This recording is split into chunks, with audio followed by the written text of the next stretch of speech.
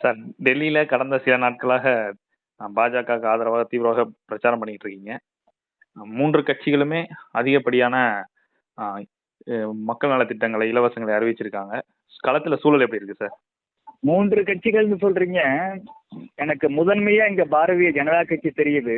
ம். அதை தாண்டி ஆங்காங்கே ஆம் ஆத்மி கட்சி தெரியுது. ம். 3வது கட்சி எது சொல்றீங்கன்னு தெரியல. நாங்களும் இங்க வந்துட்டு கிட்டத்தட்ட ஒரு வாரமா பிரச்சாரம் பண்ணிட்டு இருக்கிறோம். எங்க கண்ணுல 3வது இன்னொரு கட்சி இங்க தென்படவே இல்லை.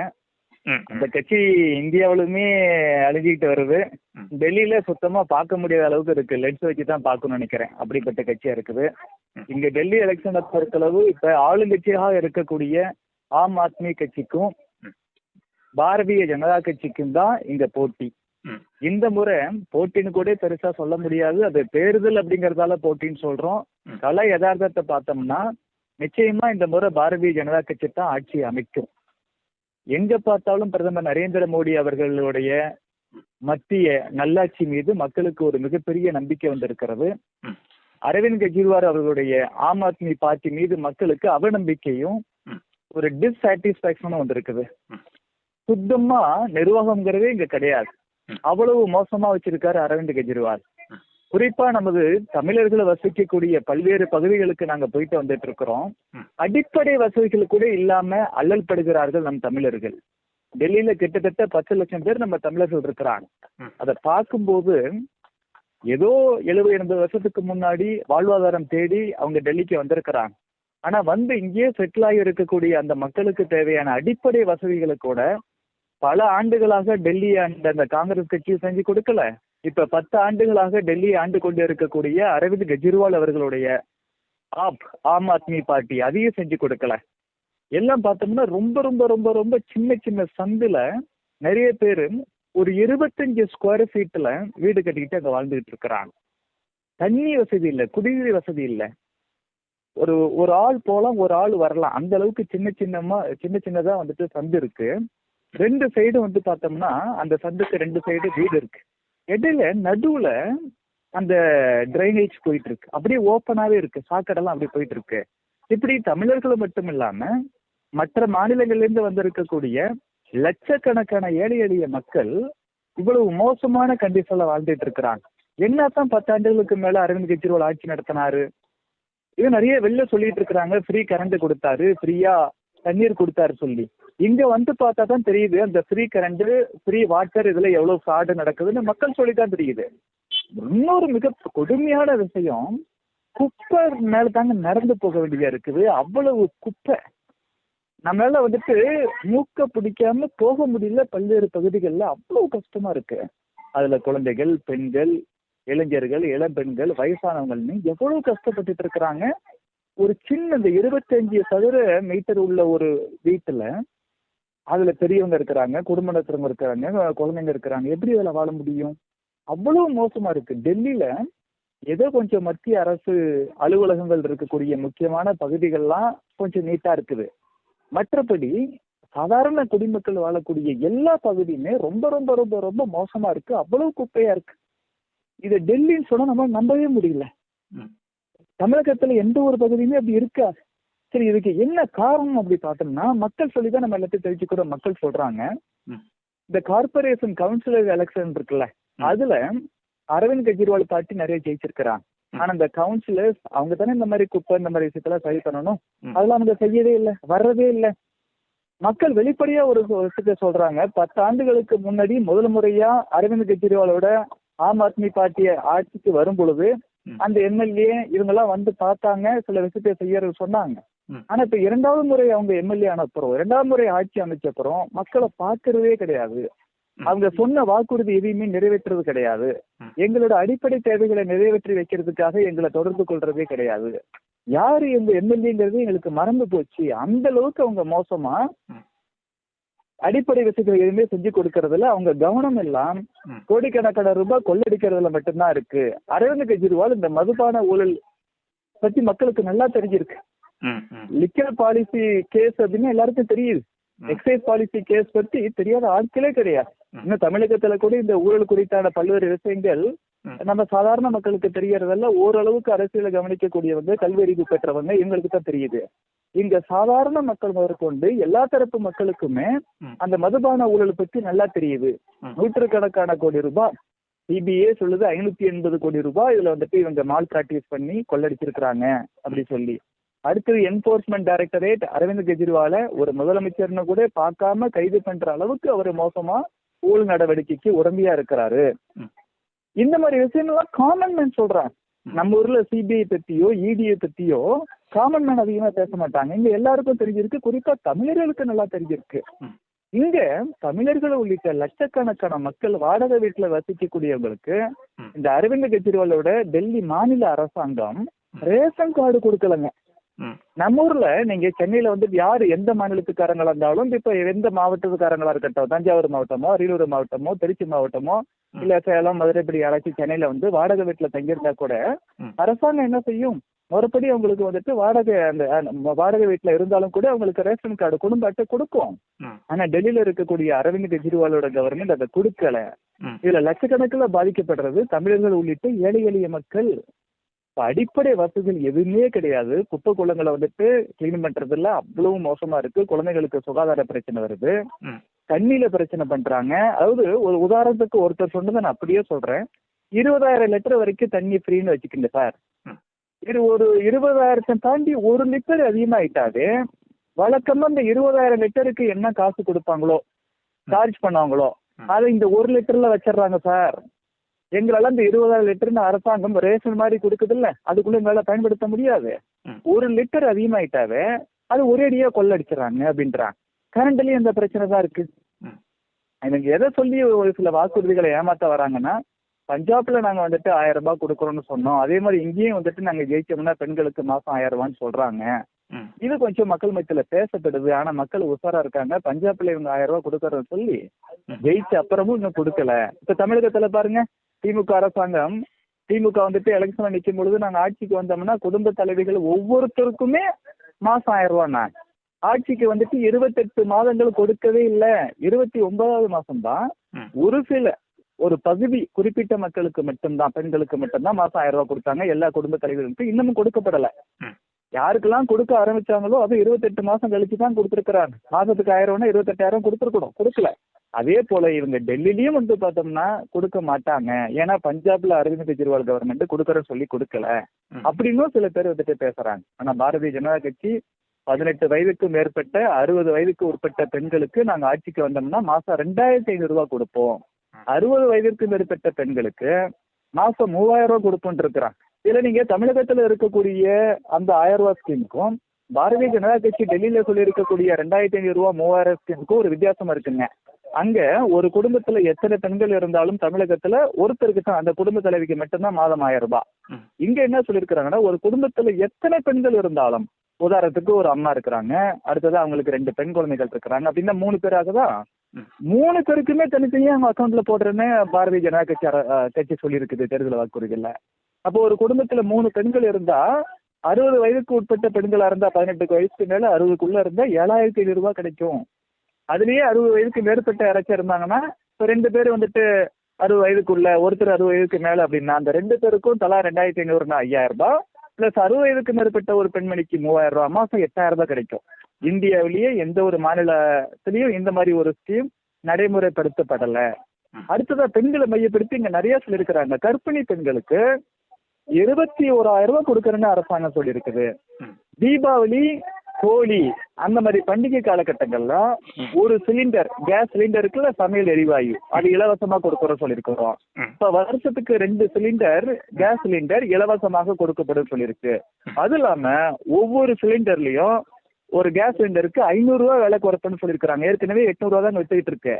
800 ரூபாயில நீங்க 500 ரூபாய் குறைச்சிட்டா 300 ரூபாய்க்கு கொடுப்பேன்னு சொல்லியிருக்கிறாங்க. இதே தமிழகத்துல திமுக அரசாங்கம், திமுக கட்சி 2020 என்ன சொன்னாங்க, நாங்க ஆட்சிக்கு வந்தோம்னா ஒவ்வொரு கேஸ் சிலிண்டருக்கும் 100 ரூபாய் குறைப்பாங்க, இது வரைக்கும் குறைக்கல. ஆனா இங்க நரேந்திர மோடி தலைமையிலான பாரதிய ஜனதா கட்சி என்ன சொல்லியிருக்கு, நாங்க ஒவ்வொரு கேஸ் சிலிண்டருக்கும் 500 ரூபாய் குறைப்பேன்னு சொல்லியிருக்கிறாங்க. இதெல்லாம் பெரிய விஷயம். அதே போல ஸ்டூடெண்ட்ஸ், அது கேர்ள்ஸா இருந்தாலும் பாய்ஸா இருந்தாலும் சரி, இருதரப்பு மாணவர்களுக்கும் மாணவிகளுக்குமே மெட்ரோல ஃப்ரீன்னு சொல்லியிருக்கிறாங்க. மெட்ரோ ட்ரெயின்ல ஃப்ரீயா போகலாம் சொல்லியிருக்கிறாங்க. அதே போல பஸ்ல பெண்கள், எல்லா தரப்பு பெண்கள், அவங்க மாணவிகளா இருந்தாலும் பரவாயில்ல, வேலை பார்க்கறவங்களா இருந்தாலும் பரவாயில்ல, சும்மா வேற காரியத்தின் பொருட்டு வெளியில போகக்கூடிய ஆட்களா இருந்தாலும் பரவாயில்ல, பெண்கள் எல்லாருக்கும் பஸ்ல ஃப்ரீயா போகலாம் அப்படின்னு சொல்லியிருக்கிறாங்க. இதுதான் ஒரு மிகப்பெரிய ஸ்கீம். இதுல அது பெண்களுக்கு பஸ் ஃப்ரீங்கிறத மட்டும்தான் தமிழகத்துல இருக்குன்னு நீங்க சொல்லிடலாம். மெட்ரோல ஸ்டூடெண்ட்ஸ் பாய்ஸ் அண்ட் கேர்ள்ஸ் 2 பேருக்குமே ஃப்ரீ சொல்லியிருக்கிறாங்க. நாட்டிலேயே வந்துட்டு இங்க டெல்லியில வந்துட்டு மெட்ரோ முதல்ல இங்க தான் போடப்பட்டதுன்னு தெரியும். இங்க நிறைய மெட்ரோ இருக்கு. மெட்ரோல ஃப்ரீயா போடலாம்னு சொல்லியிருக்கிறாங்க. இப்படி பெண்களை மையப்படுத்தி நிறைய இருக்கிறோம். அப்புறம் இந்த ஹெல்த் இன்சூரன்ஸ் ஆயுள் காப்பீடு பார்த்தோம்னா 10 லட்சம் ரூபாய் ஒவ்வொரு குடும்பத்துக்கும் கொடுக்கப்படும் சொல்லப்பட்டு இருக்கு. இது ரொம்ப பெரிய விஷயம். அப்புறம் உணவகம், மலிவு விலை உணவகம், காலையில மதியம் நைட்டு இப்படி 3 வேளையும் ஒரு வேளைக்கு வெறும் 5 ரூபாய் கொடுத்துட்டு சாப்பிடலாம் அப்படிங்கிற மாதிரி ஒரு திட்டத்தை பாரதிய ஜனதா கட்சி அறிமுகப்படுத்தி இருக்கு. இப்படி பாரதிய ஜனதா கட்சி கொடுத்திருக்கக்கூடிய தேர்தல் வாக்குறுதிகள் எல்லாமே மக்கள் மத்தியில, குறிப்பாக தமிழர்கள் மத்தியில பெரும் வரவேற்பை பெற்றிருக்கிறது. ஆம் ஆத்மி மேல மிகப்பெரிய அவநம்பிக்கையும் அதிருப்தியும் ஏற்பட்டு இருக்கிறது. இதுதான் கள நிலவரம். நாங்க போற இடம் எல்லா இடத்துலயும் சொல்றாங்க, இந்த முறை நிச்சயமா பிஜேபி தான் ஆட்சிக்கு வரும். எப்படி மற்ற மாநிலங்கள்லாம் மத்தியிலையும் பிஜேபி ஆட்சி, மாநிலத்திலையும் பிஜேபி ஆட்சி என்பதனால் பல்வேறு மாநிலங்கள்ல நலத்திட்டங்கள் நிறைய வந்து சேருது, வளர்ச்சி சீக்கிரமா வருதோ, அதே போல டெல்லியிலயும் வரணும்னு நாங்க ஆசைப்படுறோம் அப்படின்னு மக்கள் தெளிவா இருக்கிறாங்க. இந்த முறை நிச்சயமா பெருவாரியான தொகுதிகள்ல ஆம் ஆத்மி கட்சியோட வேட்பாளர்கள் டெபாசிட் இழப்பாங்க. பாரதிய ஜனதா கட்சி கிட்டத்தட்ட 80% மேற்பட்ட தொகுதிகள்ல ஆட்சியை பிடிக்கும் அப்படின்னு உறுதியா நம்புறோம். எக்கச்சக்கமா மக்களோட அதிருப்தி என்பது இந்த குப்பை விஷயம், குறிப்பிட்ட நேரத்துல அவங்களுக்கு தண்ணி கொடுக்காது, மக்களோட ஏழை எளிய மக்களுக்கு ட்ரிங்கிங் வாட்டர் கொடுக்காதது, இந்த கரண்ட் பில் எக்கச்சக்கமா ஏற்று ஃப்ரீன்னு சொல்லிவிட்டு வேற இதுல மோசடி பண்றது, இதெல்லாம் ஒரு அடிப்படையில பிரச்சனையா இருக்கு. அரசு ஊழியர்கள் மத்தியில மிகப்பெரிய பிரச்சனை இருக்கு. குறிப்பாக டீச்சர்ஸுக்கெல்லாம் முறையான சம்பளம் போடுறதுல ஒரு 2 மாசம் போடுறது, 2 மாசம் போடாம இருக்கிறது, இப்படி பல பிரச்சனை இருக்கு. அப்புறம் இந்த குப்பை கிளீன் பண்றதுக்கெல்லாம் கான்ட்ராக்ட் விட்டுருப்போம்ல, பிரைவேட் கான்ட்ராக்ட் விட்டுருப்போம், நம்ம ஊர்லயே பிரைவேட்டுக்கு தானே விட்டு இல்லாம பண்றாங்க. அவங்களுக்கு என்ன, அவங்களுக்கு அந்த கான்ட்ராக்ட் படி என்ன கொடுக்கணுமோ அந்த மாதிரி நிதி ஒதுக்கீடு செஞ்சா தானே அவங்க ஆட்களை வச்சு சரியா வேலை பார்ப்பாங்க. இங்க அப்படி கிடையாது. மாநில அரசாங்கம் கண்டுக்காம இருக்கிறதால அவங்க சரி நம்மள்ட்ட காசு வரலையே, நம்ம எப்படி வந்துட்டு இது பண்ணிக்கிட்டு கிடக்க முடியும்னு சொல்லி அவங்களும் பண்ண மாட்டேங்கிறாங்க. ஸோ அந்த மாதிரி பிரைவேட் ஏஜென்சிக்கு யாரெல்லாம் விட்டுருக்கிறோமோ அவங்களுக்கும் முறையா பணம் கொடுக்காதால அவங்களும் வேலை பார்க்கறதில்ல. இந்த நிர்வாகம் பாதிக்கப்பட்டிருக்கு. கவர்மெண்ட் டீச்சர்ஸ் முதற்கொண்டு அவங்களுக்கு மாசம் சம்பளம் கொடுக்கப்படாதால ஸ்கூல் எஜுகேஷன் ரொம்ப மோசமா போயிட்டு இருக்கு. மோலா கிளினிக்னு பேரு சொல்றாங்க, ஏரியா கிளினிக் அப்படின்னு சொல்லி பேர் வச்சிருக்கிறாங்க. அது ஏரியா கிளினிக்னு வச்சு சும்மா ஆரம்பிச்சு விட்டு அங்க போய் பார்த்தா பேசிக் ஃபெசிலிட்டிஸ் எதுவுமே கிடையாது. மக்களுக்கு அடிப்படை தேவைகள் வந்துட்டு அதுல மருத்துவங்கிறது எவ்வளவு முக்கியமான விஷயம். அங்க இந்த மோலா கிளினிக், ஏரியா கிளினிக்ல எதுவுமே ஒரு பேசிக் விஷயம். இப்ப நம்ம அரசு ஆரம்ப சுகாதார நிலையம் வச்சிருக்கிறோம். அட்லீஸ்ட் ஒரு ஃபர்ஸ்ட் எய்டுக்கு, ஒரு சின்ன டிசீஸுக்கு அங்க போனா நம்ம ட்ரீட்மெண்ட் எடுத்துக்க முடியும். இங்க அப்படி கிடையாது. அரவிந்த் கெஜ்ரிவால் ஆரம்பிச்சிருக்கக்கூடிய அந்த ஏரியா கிளினிக் எதுவுமே அடிப்படை வசதிகளோட இல்லாம இருக்கிறதால மக்கள் ரொம்ப சிரமப்படுறாங்க. ஸோ இந்த டிரைனேஜ் பிரச்சனை, வாட்டர் பிரச்சனை, இந்த கரண்ட் பில்லுல இருக்கக்கூடிய ஃப்ராடு, ஆசிரியர்களுக்கு கொடுக்கப்படாத சம்பளம், கிளீன் பண்றதுக்கு இந்த பிரைவேட் ஏஜென்சிக்கு ஒப்பந்தத்துல போடப்பட்டதுபடி அவங்களுக்கு என்ன செய்யணுமோ அதை செய்யாம விட்டது, இது எல்லாமே சேர்ந்து அடித்தட்டு மக்கள் முதற்கொண்டு அரசு ஊழியர்கள் வரை எல்லாத்தையும் வந்துட்டு மிகப்பெரிய பாதிப்புக்கு உள்ளாயிருக்கு. நாட்டின் தலைநகரம் எப்படி இருக்கணும், இதுல கூட சில பேருக்கு கொஞ்சம் புரிதல் இல்லாம இருக்கு. மத்தியில மோடி தானே ஆட்சியில இருக்கிறாரு, ஏன் இப்படி இருக்கு கீழேன்னு கேக்குறாங்க. சில விஷயம்தான் மத்திய அரசாங்கத்தோட கட்டுப்பாட்டுல இருக்கு, பல்வேறு விஷயங்கள் வந்துட்டு மாநில அரசாங்கத்தோட கட்டுப்பாட்டுல மட்டும்தான் இருக்குது. மத்திய அரசு மாநில அரசாங்கத்திட்ட சொல்லலாம், ஆனா மாநில அரசாங்கம் திட்டமிட்டு எங்க மோடிக்கு நல்ல பேர் வந்துட போகுதுன்னு சொல்லி அவங்கள குறை சொல்லிட்டு இவங்க செய்ய வேண்டிய எதையுமே செய்யாம இருக்கிறாங்க. இதனாலதான் இவ்வளவு மோசமா இருக்கு டெல்லி. மக்களோட வாழ்க்கை தரம் வந்துட்டு அவ்வளவு பாதிக்கப்பட்டிருக்கு. எனக்கு இந்த நேரத்துல டெல்லி வந்து பார்த்த அப்புறம் தான் எனக்கு சீமான நினைச்சு தமிழகத்தில் நடக்கக்கூடிய அரசியல் நினைச்சோம்னா ரொம்ப கஷ்டப்பட்டோம். ஆவுனா எதுக்கு எடுத்தாலும் டெல்லிக்காரன் இந்திக்காரன் இங்க வந்துட்டு தமிழ்நாட்டுல வந்துட்டு பானிபூரி வைக்கிறான், இந்திக்காரனுங்க பானிபூரி வைக்கிறானுங்க, இப்படி நக்கல் பண்ணி பேசிட்டு இருக்கிறாங்க தமிழ்நாட்டுல இருக்கக்கூடிய அரசியல்வாதிகள். இங்க சேலம், நாமக்கல், ஈரோடு, மதுரை அப்படின்னு தமிழகத்துல இருக்கக்கூடிய பல்வேறு மாவட்டங்கள்ல இருந்து வாழ்வாதாரம் தேடி 70-80 வருஷத்துக்கு முன்னாடியே இங்க டெல்லிக்கு வந்த நம் தமிழர்கள் எவ்வளவு மோசமான வாழ்க்கை கஷ்டப்பட்டு வாழ்ந்துட்டு இருக்கிறாங்க. தினக்கூலிகள் தான் இருக்கிறாங்க. சின்னதா தள்ளுவண்டில கடை வைக்கிறது, இட்லி தோசை கடை வைக்கிறது, சின்னதா பெரிய ஹோட்டல்ல கிடையாது, இப்படி வச்சு பிழைப்பு நடத்திட்டு இருக்கிறான். அது கிட்டத்தட்ட நரக வாழ்க்கைங்க. அப்படி வாழ்ந்துட்டு இருக்கிறாங்க. ஒரு சில தமிழர்கள் மட்டும்தான் அவங்க மேல உயர்ந்திருக்கிறாங்க ஒழிய நிறைய பேரு அண்டாரங்காட்சிகளை தான் வாழ்ந்துட்டு இருக்கிறாங்க. இப்ப நீங்க ஹிந்தி படிச்சவனா ஹிந்திக்காரன் எல்லாம் வந்துட்டு தமிழகத்துல பானிபூரி விற்கிறான்னு சொல்றீங்களே, நம்ம தமிழர்கள் வந்துட்டு எப்படி இருக்கிறாங்க, எவ்வளவு கஷ்டப்படுறாங்க. நீங்க தமிழகத்துல எல்லாமே ஆட்சி அதிகாரம் உங்கள்ட்ட இத்தனை வருஷம் இருந்துச்சு, அதெல்லாம் சிறப்பா நீங்க செயல்பட்டு இருந்தா அவங்க ஏன் சார் இங்க வராங்க? இல்ல இங்க வந்ததுனாலும் திரும்பி அங்க வந்திருக்க மாட்டாங்களா தமிழகம் நல்லா இருக்கான்னு? ஒரு இளைஞர் சொன்னார், நான் வந்துட்டு டெல்லியில இருந்தேன், மறுபடியும் நம்ம ஊர்ல செட்டில் ஆகணும்னு எனக்கு ஆசை வந்துச்சு, இங்க வந்து பார்த்தா இங்க வேலை வாய்ப்பு எல்லாம் சரியா கிடைக்க மாட்டேங்குது, அதனால திரும்பவும் நான் டெல்லிக்கே வரேன். தமிழர்கள் 10 லட்சம் தமிழர்கள் டெல்லியில இருக்கிறாங்களா, அவங்க பேசக்கூடிய தமிழ் எப்படி தெரியுமா இருக்கு? நம்ம ஊர்ல இந்திக்காரங்க தமிழ் பேசுவாங்கல்ல அதே போல பேசிக்கிட்டு இருக்கிறாங்க. மனசு எவ்வளவு கஷ்டமா இருக்கு. ஒரு வகையில வந்துட்டு வீட்டுல அவங்க தமிழ்ல பேசுறாங்க அப்படின்னு நினைச்சு சந்தோஷப்பட்டாலும் தமிழ்காரங்களையும் இந்த இந்திக்காரங்க மாதிரி தமிழ் பேசுற அளவுக்கு ஆயிடுச்சு. தமிழ்நாட்டுல அரசியல் கரெக்டா இருந்துச்சுன்னா இத்தனை வருஷமா திராவிட இயக்கங்கள் ஆண்டுகிட்டு இருக்கிறாங்களா, அரசியல் நல்லா வச்சுன்னா எல்லாம் வந்துருவோம். ஈழத்தமிழர்கள் ஒவ்வொருத்தரும் என்ன ஆசைப்படுறான் சார்? அதான் வேற வேற நாட்டுல இந்தியா, கனடா, மலேசியா, சிங்கப்பூர்னு மாறி மாறி உலகம் முழுவதும் இருந்தாலும் என் சொந்த நாட்டுக்கு போகணும்னு தானே ஆசைப்படுறான். அங்க சூழ்நிலை சரியில்லை, ஆட்சி அதிகாரம் அவங்க கைக்கு வரல, அதனால அங்க போகல. ஆனா அவனுக்கு ஆசை எல்லாம் அங்க போகணும் இருக்கு. அதே போல தமிழகத்தில இருந்து வெளியில டெல்லிக்கு வந்து இங்க குடியிருக்கக்கூடிய 10 லட்சம் தமிழர்களை பெருவாரியான ஆட்கள் மறுபடியும் நம்ம தமிழ்நாட்டுல வந்து செட்டில் ஆகணும்னு ஆசைப்படுறான். ஆனா இங்க வந்தா ஒண்ணுமே கிடையாது. இங்க எவ்வளவு கஷ்டப்படுறான். நீங்க ஹிந்தி படிச்சவனா பானிபூரி வைக்கிறான்னு சொன்னீங்களே, தமிழ் படிச்சவன் எப்படி இருக்கிறான்? இப்ப ஒரு மொழிக்கும் வறுமைக்கும் ஏழ்மைக்கும் சம்மந்தம் கிடையாது. எந்த மொழி படிச்சாலும் அதுல வந்துட்டு நீங்க மறுபடியும் அதுக்கு கல்வி அறிவு முறையா வேணும், முறையான வந்துட்டு வேலை வாய்ப்பு வேணும், இல்ல பிசினஸ் பண்ணணும், இப்படின்னா தான் உயர முடியும். இதே ஹிந்தி படிச்சவன் மட்டும் தான் பானிபூரி வைக்கிறான், தமிழ் படிச்சவன் எல்லாமே சாஃப்ட்வேர் இன்ஜினியர் இருக்கிறான், டாக்டர் இருக்கிறான், இன்ஜினியர் இருக்கிறான் வச்சுட்டு இருக்க கூடாது. அதெல்லாம் இவங்க திட்டமிட்டு பொய் சொல்றது, சும்மா திராவிட அரசியல் இந்தியாவை மட்டும் நக்கல் பண்றது. நம்ம தமிழர்கள் அவங்க அவ்வளவு கஷ்டப்படுறாங்க, பார்க்கும்போது ரொம்ப கஷ்டமா இருக்கு. இன்னைக்கு அவங்களுக்கு எல்லாம் இருக்கக்கூடிய ஒரே நம்பிக்கை நரேந்திர மோடி. மக்கள், ஏழை எளிய மக்கள் அரவிந்த் கெஜ்ரிவாலுக்கு எம்எல்ஏ எலெக்ஷன்ல ஓட்டு போட்டிருந்தா கூட எம்பி எலெக்ஷன்ல வரும்பொழுது 2024 நடந்த எம்பி எலெக்ஷன் கூட நரேந்திர மோடிக்காகத்தான் தாமரை சின்னத்துல டெல்லியில இருக்கக்கூடிய 7 தொகுதியிலுமே ஓட்டு போட்டு ஜெயிக்க வச்சாங்க. இது வரைக்கும் மக்கள் எப்படி நடிச்சிட்டாங்கன்னா, பிரைம் மினிஸ்டர் எலெக்ஷனா நரேந்திர மோடிக்கு, இந்த முதலமைச்சர் எலெக்ஷன்னா ஏற்கனவே காங்கிரஸ் கட்சிக்கு போட்டுட்டு இருந்தவங்க இப்ப வந்துட்டு அரவிந்த் கெஜ்ரிவாலுக்கு போட்டுட்டாங்க 2 முறை. இந்த முறை மக்களுக்கு புரிஞ்சு போச்சு, இந்த அரவிந்த் கெஜ்ரிவால் அவர்கள் தன்னோட நலனை மட்டுமே பார்க்கிறார், நம்மளோட நலனை பார்க்கல. மத்தியில மோடி ஆட்சி இருப்பது போல டெல்லி மாநிலத்திலயும் இங்க மோடி ஆட்சி இருந்தா, பாரதிய ஜனதா கட்சி ஆட்சி இருந்தா நமக்கு நல்லது நடக்கும் அப்படின்னு நம்புறாங்க. ஒண்ணு புரிஞ்சிருக்கு அவங்க. ஏன்னா இவர் எவ்வளவு ஊழல் பண்ணிருக்காங்கிறது நான் சொன்னேன், அந்த லிக்கர் பாலிசிஸ் கேஸ் அது மட்டும் இல்லைங்க, இவர் சொல்ற மக்களுக்கு நல்லா தெரியுது. முதல்ல எலெக்ஷன் நிற்கும் போது என்னோட அசையும் சொத்து அசையா சொத்து எல்லாமே 1 கோடின்னு சொன்னாரு. இன்னைக்கு அவரு வீட்டை சீரமைப்பு பண்றதுக்கு மட்டுமே 80 கோடி ரூபாய் செலவு பண்ணிருக்காரு. எங்கேருந்து வந்துச்சு இவருக்கு இவ்வளவு காசு?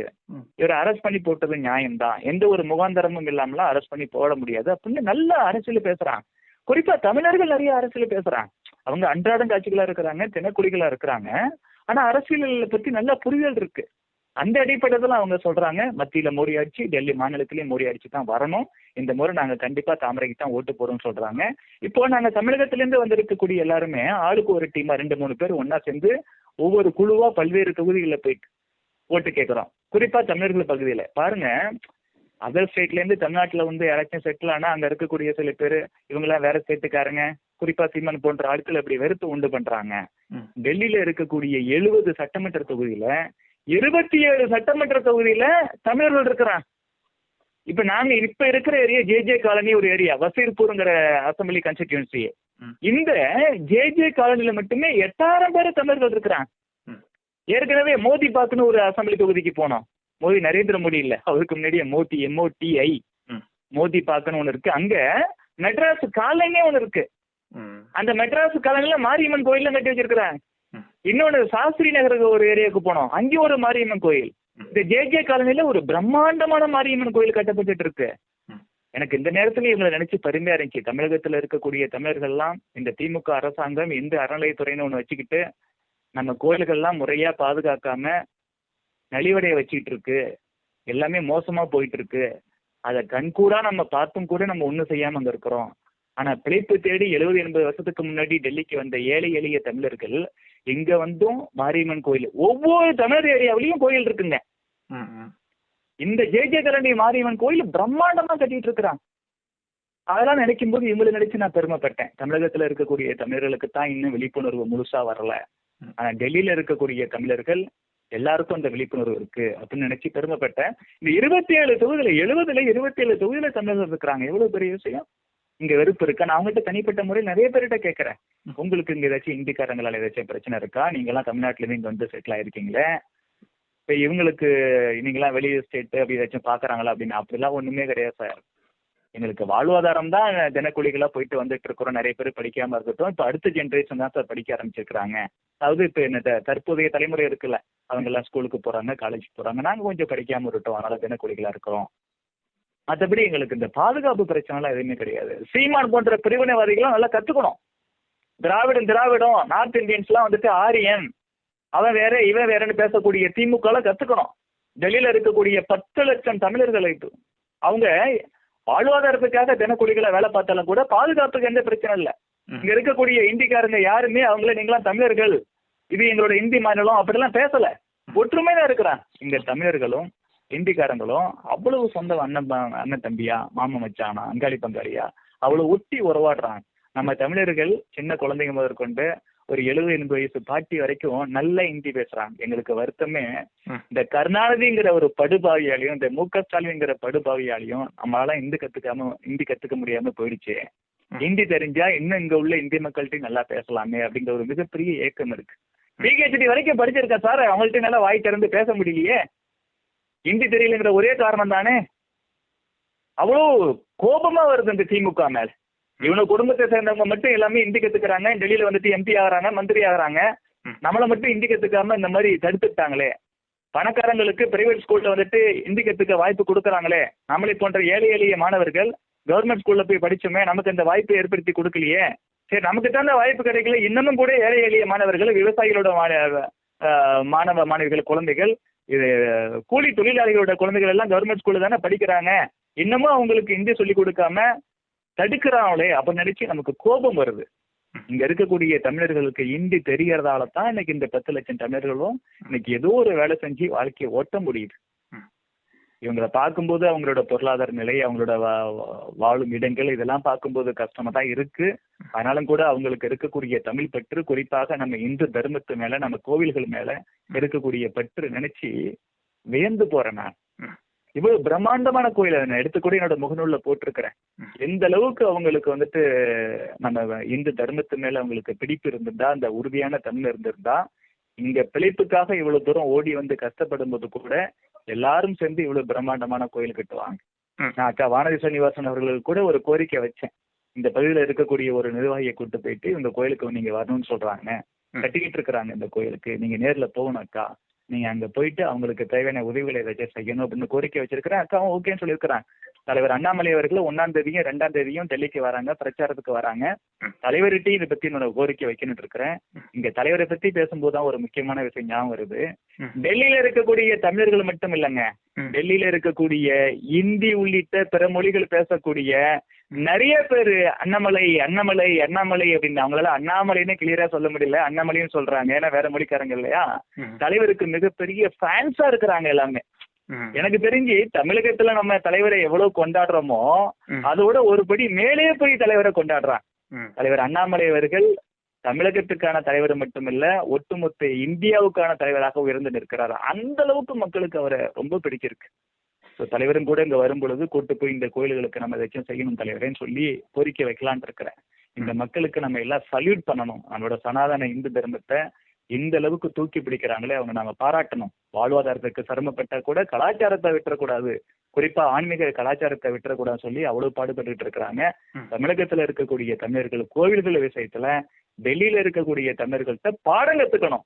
பாடம் கத்துக்கிட்டு தமிழகத்துல ஒரு கோயிலாவது முறையா பராமரிக்கப்படலனா இந்த திமுக அரசாங்கத்தை எதிர்த்து குரல் கொடுக்கணும். என் கோயில சரியா முறையா பராமரிப்பு பண்ணாத திமுகவே உனக்கு ஓட்டு போட மாட்டேன். ஸ்டாலினே, உதயநிதி ஸ்டாலினே, என் ஒரு கோயில நீ இடிச்சா கூட சும்மா ரோடு ஆக்கிரமிச்சிருக்கு, அதை ஆக்கிரமிப்பு பண்ணிருக்கு, இது ஆக்கிரமிப்பு பண்ணிருக்குன்னு சொல்லி பொய்யான காரணம் சொல்லி ஒரு கோயில் இடிச்சா கூட ஒரு ஜென்மத்தில் இனிமேல் உனக்கு ஓட்டு போட மாட்டேன்னு சொல்லி ஒரு உறுதி இருக்கணும். அவங்கள்ட்ட நம்ம எதிர்குறல் எழுப்பினா மட்டும்தான் அவெல்லாம் அடங்குவான். இல்லைன்னா திமுக காரன் ஒருபோதும் அடங்க மாட்டான். கள நிலவரத்தை பொறுத்தளவு டெல்லி என்பது நம்பிக்கை கொடுப்பதாக இருக்கிறது. குறிப்பாக தமிழர்கள், லட்சக்கணக்கில் இங்கு வசிக்கக்கூடிய தமிழர்கள் தாமரையை ஆதரிக்கிறார்கள்.